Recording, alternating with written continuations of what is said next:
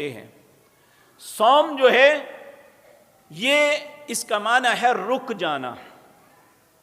الشمس صائم عربی کا ایک مقولہ ہے، سورج رک گیا۔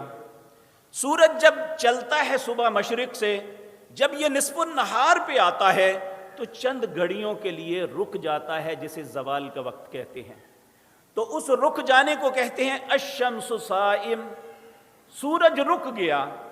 اور اسی طرح الفرس صائم، گھوڑا بھاگتا ہے، اچانک وہ بدک جائے یا وہ ڈر جائے تو وہ چارے قدم جو ہے اپنے جما دیتا ہے، اپنے آپ کو روک لیتا ہے۔ اسے بھی کہتے ہیں الفرس صائم، جو گھوڑا رک گیا۔